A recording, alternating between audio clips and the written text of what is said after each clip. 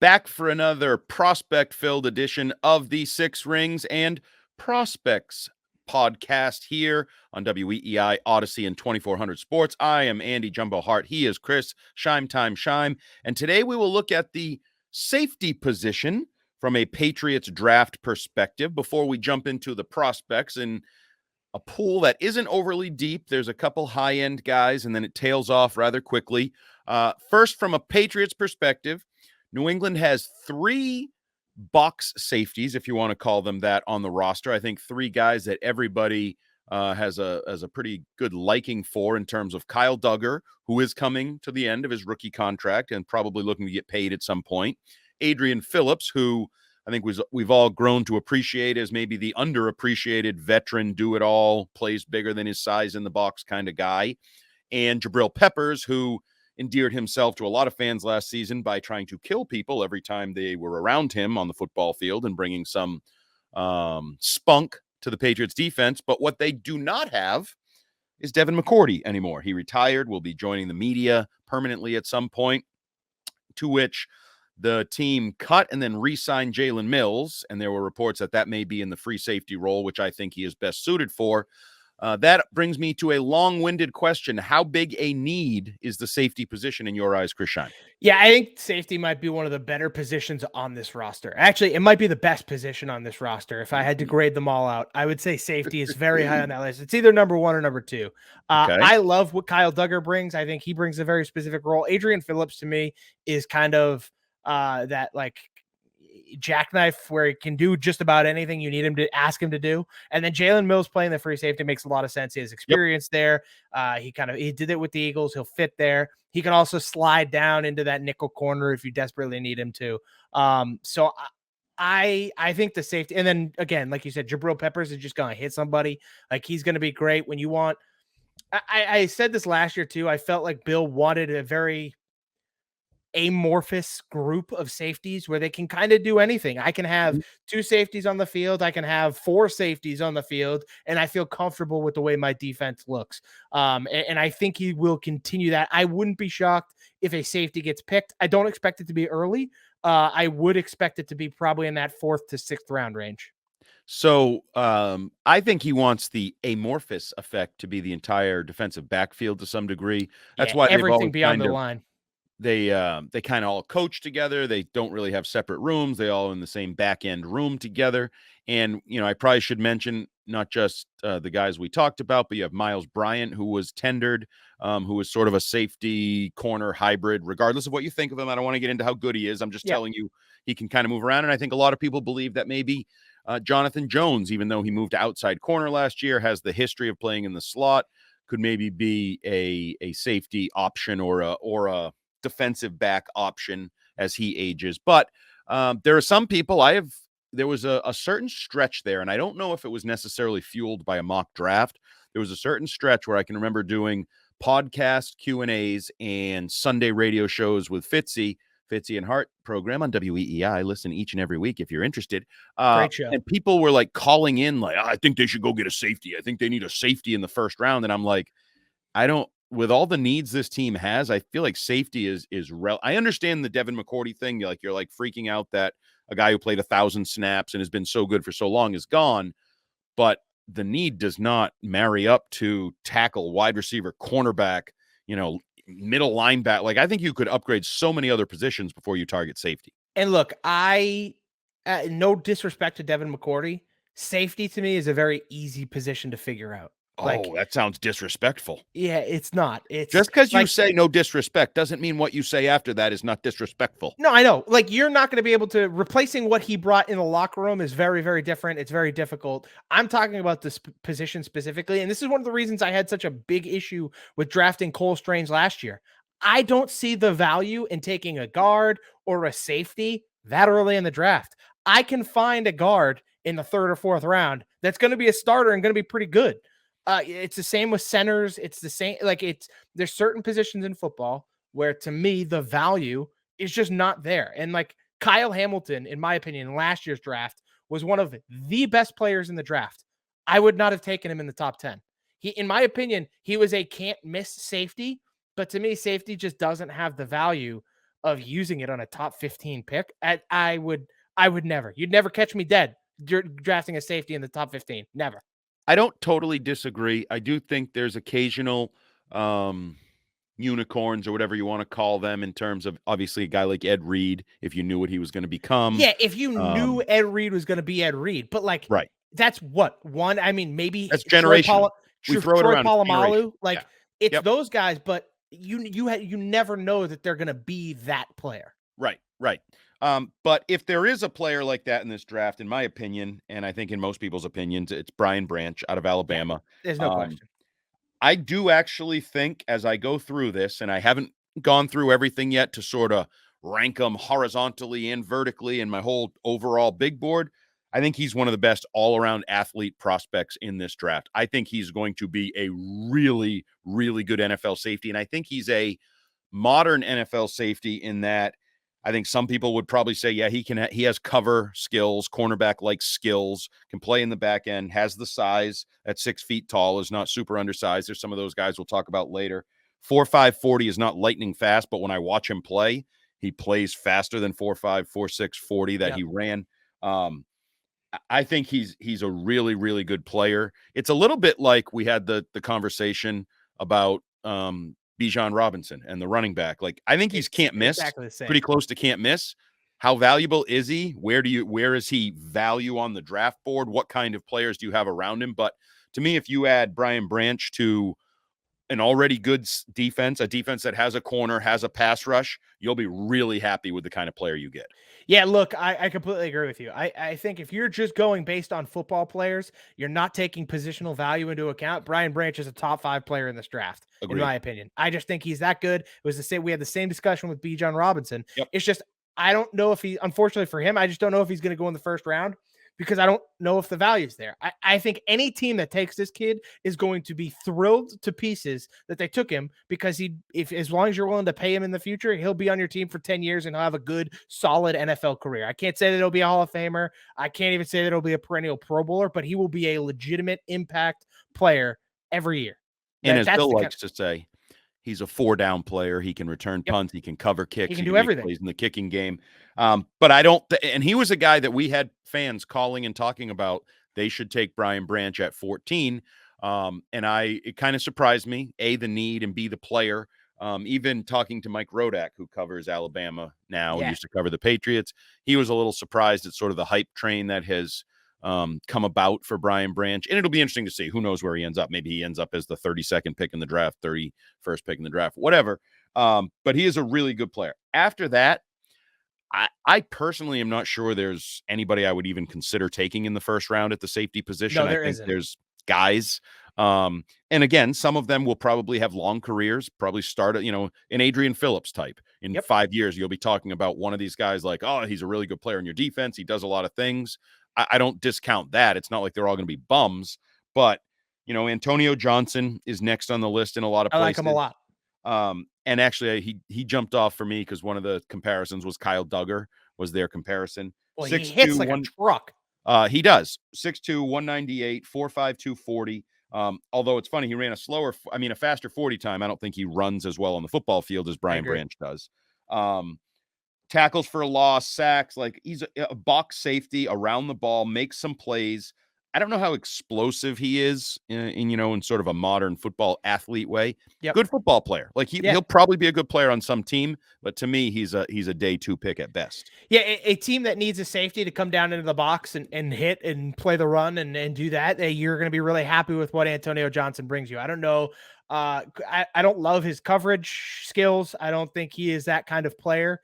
But if you need a safety, like if you're looking for a Jabril Peppers type, right now at his point in his career, like that's what Antonio Johnson brings. He will come down into the box. He is not afraid to hit people, and he is very good at it, and he's strong. You're right. I don't think he moves nearly as fast as a guy like Brian Branch, but clearly he had a decent 40 time.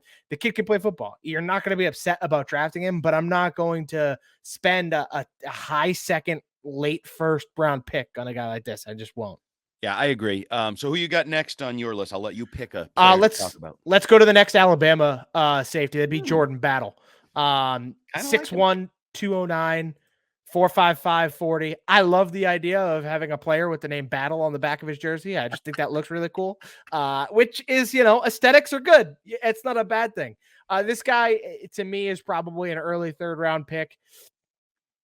He's got really good, like, just natural ability playing safety. He has the ideal size and strength to play, again, another strong safety, similar to Antonio Johnson. Doesn't necessarily hit and want to hit quite the same way, but he is surprisingly better in coverage than I think I originally was going to give him credit for. Because he's just big. It's just you don't expect a safety that big to be very good in coverage, and I think he can kind of handle his own.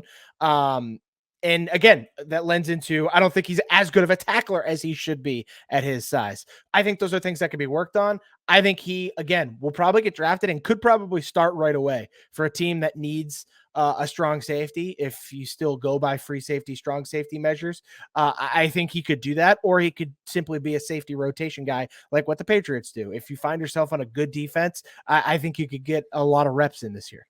Yeah, I don't think he's certainly no Ed Reed, but I do think he has No. some versatility in the back end. Breaks on the football confidently. Like when he goes for it, there's no indecisiveness. I think I was reading 3 of his 6 interceptions were returned for touchdowns. Like that's Yep. breaking on the ball and being gone. That's pick 6 type Yeah. plays. He's aggressive. I like what he brings to the table. If I were, I would not overdraft Brian Branch from a Patriots perspective. And it's funny you talked about coaching things, and I've mentioned this before. I bring it up every year when we do these podcasts, and we talk about Alabama players and pipeline prospects, and this idea that I know was at home in Foxborough for years, that Alabama players probably don't have a lot of room for growth because they are really well coached by Nick Yep. Saban and his staff. And I know for a long time that was a theory of those players coming out, that they may be good players, but grade them on what they are. Don't grade them on expecting them to get 30% better, 40% better, Yeah. like you might from a different school where you don't have quite the same respect or knowledge of the coaching they are getting. But I think Battle is an NFL defensive back. I think he's a Yep. top, probably at worst, top 6 NFL defensive back, like extra safety, maybe second safety. Not sure you're ever going to build around him in your back end and have him as that, but I think he will absolutely contribute to a good defense and is a day 2 pick. Middle of the, late second round, early third round, somewhere in there. I think Battle is positionally valuable. Yeah. I totally agree. Like he will find a home, and I don't think he'll have an issue. So let's go. We have a couple interesting guys coming up in that they're part of secondaries that are have multiple NFL prospects in them, multiple draft prospects. We'll go Christopher Smith out of Georgia first. 5'11", 192, 4'6", 240. He's aggressive. He hits bigger than he is. I mean, 190 pounds is not huge for a safety. I feel like he hits bigger than that. He's violent. I kind of like his style of play. I think he's got, in terms of style, some Jabril Peppers to him. Like he's going to take it to you in any situation, whether it's in the passing game or in the running game. I don't know. I have issues with like a lot of players on that defense. I think that was a really well coached defense. I think they got the most out of all their guys and had them in roles where they worked. I'm not sure how many are going to become elite NFL players, star NFL players. And I'd put Smith in that. I think he's fine. I think he has a little bit of upside, but I don't think he's ever going to be a great NFL defensive back. Yeah, I think you and I disagreed on Keely Ringo too when we talked Yeah. about him, in that I really liked him. I thought there was Yep. a lot of room for growth where you didn't necessarily feel the same way. And so, I tend to agree with you when it comes to Christopher Smith. I think he could probably make an impact on a team, but he's not going to be a cornerstone defensive player. I think he has relatively good awareness. Like his ball skills are pretty good overall. The thing I noticed too, though, like in defending the run, doesn't escape the blocks very well. Like he gets really tied down by those pulling those guards and tackles that get to the second level. And so I think that's something that he needs to work on. But ultimately, like solid player. And I wasn't really blown away by anything. So it's not a player I'm gonna have high up on my board, like if I was building anything, but I think he could find a role somewhere on a pretty good defense. A similar guy and another guy coming from a school that has multiple prospects, Sidney Brown out of Illinois. Yeah. Um, 5'10", 211. He was there for like 5 years. This group of defensive backs has a lot of experience. And we talked about it in one of the previous podcasts between COVID and just the way things have played Yep. out in recent years. There's There's a a lot of lot of these older guys. players in general. Yeah. Absolutely. And he ran a 4.47. He did 23 reps at 225. He blitzes, he hits, he's aggressive. I think at absolute worst, he has the making of a really good special teams player. And I think Mhm. he will be more than that. I think he will be a contributing safety for an NFL team. Like there was a scouting report. I didn't obviously see a lot of it because it's tough trying to find film, but like missed tackles is a bit of a concern with him, which would also obviously carry over into the special teams game. You can't be missing. But then there's examples on tape of good kick coverage where he's just Yeah. flying down the field making plays. So I kind of like Sidney Brown as a first of all, 4.47 safety at 211. I'm intrigued by Same. that I'm with missile. you. And as a mid-round like special teams and then figure out the rest kind of guy, I'm interested. Like, to be honest, I think this is a perfect guy for the Patriots to take a stab at. Like, if he's hanging around in the 4th round and you see him, it's like, all right, I like this guy. I think right away he can contribute to special teams at the Yep. very least, and then he may be able to be the next guy after Jalen Mills, right? That Jalen Mills contract is only what, a 1-year deal, so you're going to need to Maybe. figure that out afterward, anyways. There's a chance, and luckily, if it's a 4th round pick, it doesn't matter all that much if he isn't going to be that guy. But if he shows the ability to be that guy, I think that is a really good hit and somebody that has that potential upside. Like with a guy like Sidney Brown, I see a lot of upside at safety and at free safety in particular. And so I think for the Patriots, from a Patriots perspective, this is a guy, if I'm drafting a safety, that would be high up on my board. Okay, so another guy that is interesting for a lot of reasons is J.L. Skinner out of Boise State. Okay. So first of all, interesting. 6'4", 209 is an interesting build for a safety. Massive. But I want to play our little game that we've played before at other positions with other players. J.L. Skinner. Okay. What does the J.L. in J.L. Skinner stand for? This I don't know. I have not looked it up. I'm going to take a wild guess.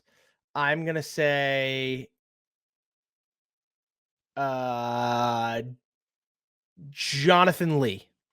No, because nothing you said would have been correct because he told The Athletic it doesn't stand for anything. It's just a name that my grandfather and father also used.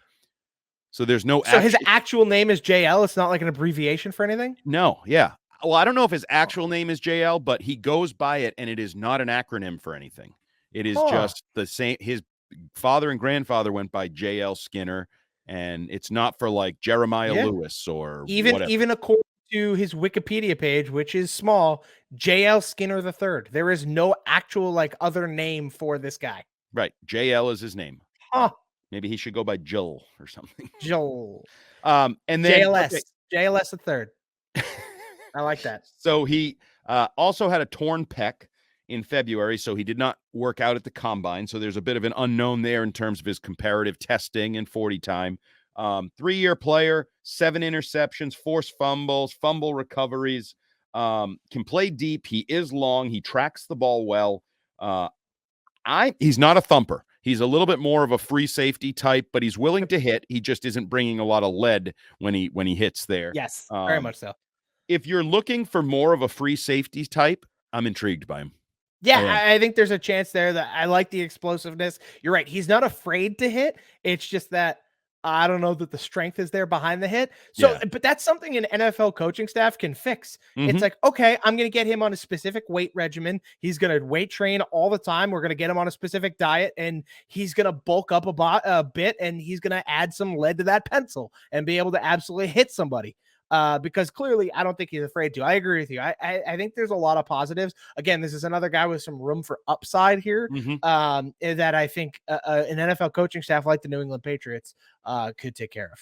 So another guy that I don't think there's much room for upside for is Kayvon Merriweather out of Iowa.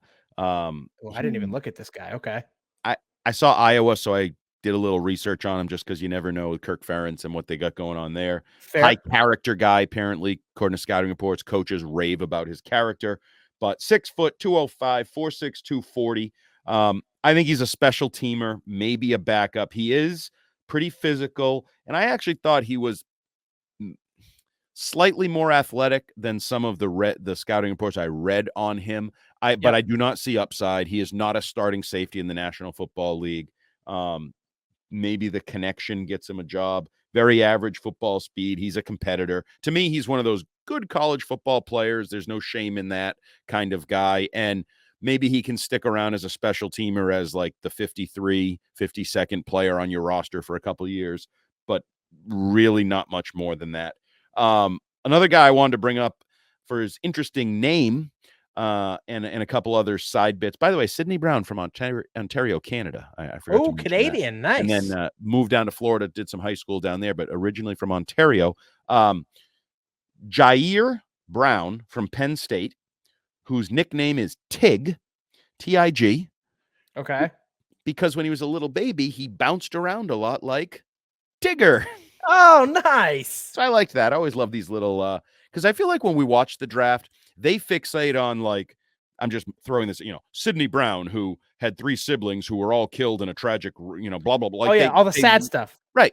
No fun little tidbits. I kind of like, hey, his name is Tig because he bounced around on Tigger as, you know what I mean? Like, just have fun with it. I don't need to cry during the freaking draft. 5'11", 203, 2-year player for them, 4'6", 40. Just spew. He didn't have a great combine. Just kind of average, just kind of a guy. Sorry. Yeah, it's kind of weird too because he was on Bruce Feldman's freaks list. He was like number 69 on the list. Really? And yet, which normally means, ooh, okay, I can't wait to see this guy at the combine. And then this guy just kind of doesn't show up at the combine. Yeah, nothing. It's tough. It's a tough moment for him. He's okay. Like I don't know. I don't see anything crazy out of him. He might be a late draft pick, but I don't see anything special. Yeah, I find him very meh. And I wanted to, as we wrap this up, and you and I both. I got one more guy for you too. Okay, what do you think this could be another Patriots target. Jamie Robinson. That's what I was just gonna say. Perfect, out of Florida State. This guy to me is, if I was gonna pick like the guy, if I wanted the Patriots to draft a safety, this guy might be the guy I want them to take late in the draft. I just think he has the versatility to not only play free safety, but also play that nickel corner. He can kind of do what Miles Bryant does, but probably be better than Miles Bryant. We've all seen Miles Bryant get cooked by Isaiah McKenzie. I think there's a chance Jamie Robinson may not get cooked by Isaiah McKenzie. And so I think he would be the perfect kind of guy. I think he's fantastic in man coverage. Like he is in coverage. I think he's as good as a lot of the corners in this draft. And this is a kid that plays safety. So I just think the versatility there, especially from a Patriots perspective, is really, really valuable. Yeah, he's going to have to overcome the size. 5'11", 190 is not huge. 4'5", 940 is fine. But it's also not tiny either. It's not tiny. It's that middling. I bet you Miles Bryant is like 5'11". I bet you he's in that range. And I like Robinson. Miles Bryant is 5'9".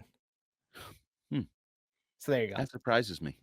I thought he was a little bigger. And he was a safety listed coming out, and now he's kind of transitioned more to a corner. But he's Robinson's a feisty competitor, throws his body around, scrappy, like any of those cliches you want to think of. It's him, but I don't want to paint it as he's not no ability or he's not skilled. Correct. Like he's just out there to aimlessly make plays. Reckless. No, he's just out there to be around the football, make plays, do whatever is necessary to bring the ball carrier down or get his hands on the football. I like him. I think he's a guy that probably has some upside. Again, any player that you describe as scrappy and competitive could also be a contributor on special teams and in the kicking game, which all these guys are going to have to. None of these guys are being drafted as, Sauce Gardner to come in and no, I just play defense. I'm not, I don't do the kicking game kind of thing. So yeah, I think he's an interesting guy. If you had to pick one, I know you just mentioned one and I already forgot who you said you thought would be a Patriot. Who would it be? Yeah, I would lean Jamie Robinson. I think he would be one of my favorites. If not him, I would go Sidney Brown. Yeah, I think my two are Sidney Brown and JL Skinner. And Skinner in particular, I'm just honestly intrigued by the 6'4" frame and the idea that he's sort of more of a free safety, developmental length, knock the ball down kind of guy. But again, I don't think either of us expect or for those few Patriots fans that hope the team may go after Brian Branch at 14 overall, I don't think we're in that world, even though we both agree Branch is going to be a very good NFL player, maybe even a perennial Pro Bowl caliber player. I think he has that kind of upside from the safety position, given his athleticism and versatility, but not the greatest safety class we've ever seen. So that's going to put a wraps on another 6 Rings and Prospect Things podcast as we work our way toward draft weekend, position by position. Safeties are done, and we're going to move on to, I don't know, we'll have to tune in to find out. For Chris Scheim, I'm Andy Hart, and we are in the books. Peace out. See ya.